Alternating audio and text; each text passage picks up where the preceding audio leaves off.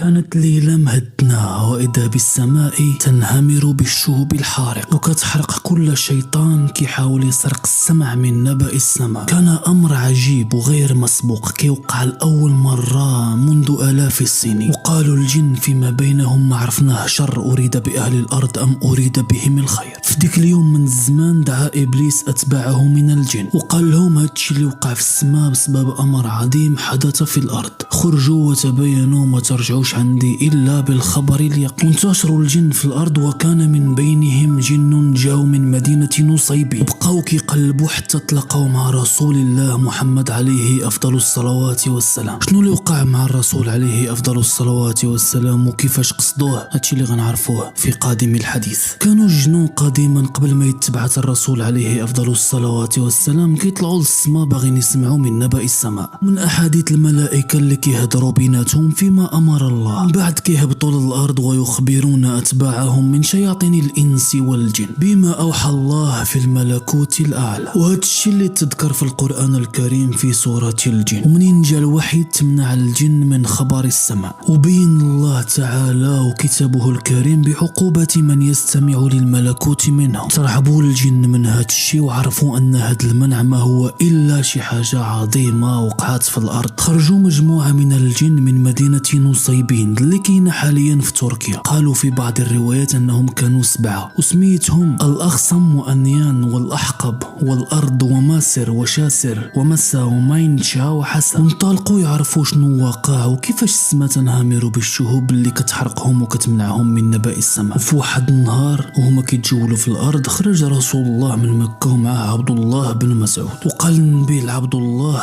جلس هنا ورسم له خط على الأرض وأمر عبد الله باش ما يخرجش من ديك الخط حتى يرجع عنده. ومشى النبي لواحد المكان بعيد وبدا كيقرا القرآن بصوت عال وتجمعوا عليه الجن وداروا به بزاف. فقال ابن مسعود رأيت رجالا كأن رؤوسهم الأباريق فقمت خائفا على رسول الله فأشار إلي أن أجلس فجلس حتى اجتمعوا عليه فما عدت أراه. ذكر الله تعالى هذا الشيء في القرآن الكريم. سمعوا هاد الجن نصيبين شنو قرأ رسول الله من القرآن الكريم تعجبوا من حلاوة ما سمعوا وأعلنوا إسلامهم لله ومشاو للقوم ديالهم يحذروهم من العقاب ديال الله ويدعوهم للإيمان بالله وحده لا شريك له. وبدا الدين الإسلام كينتشر عند الجن في الوقت اللي كانوا المسلمين من الإنس قلال. الرسول عليه أفضل الصلوات والسلام ما تلاقاهمش غير ديك المرة، تلاقاو معاه في مكان آخر. وكان الرسول صلى الله عليه وسلم مع الصحابي عبد الله بن مسعود مرة أخرى وقال الرسول بغيت نقرأ القرآن على الجن هاد الليلة شكون يتبعني؟ قال له عبد الله بن مسعود أنا نمشي معك. ومشى ابن مسعود بوحده مع النبي وعاوتاني خط الرسول خط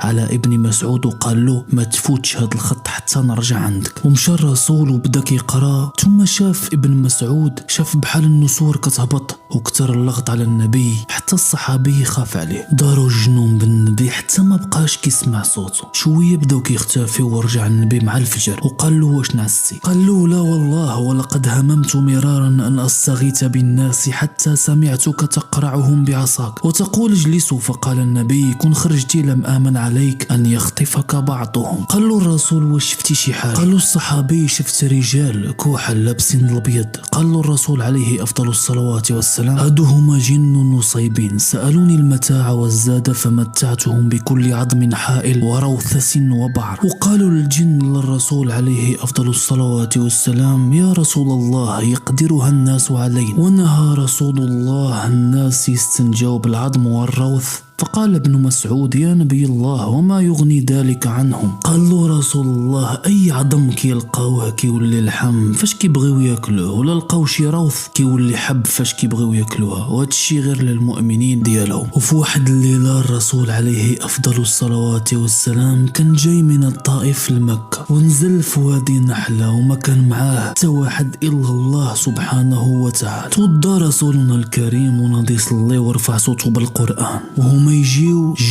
جن نصيبين لوادي نحلة من الجهة اليمن حتى عمروا وادي نحلة كيسمعوا القرآن الكريم. وبالنسبة اللي وصل معنا حتى لهنا قولوا لنا آراءكم وشاركوا هذه الحلقة مع من تحبون والسلام عليكم.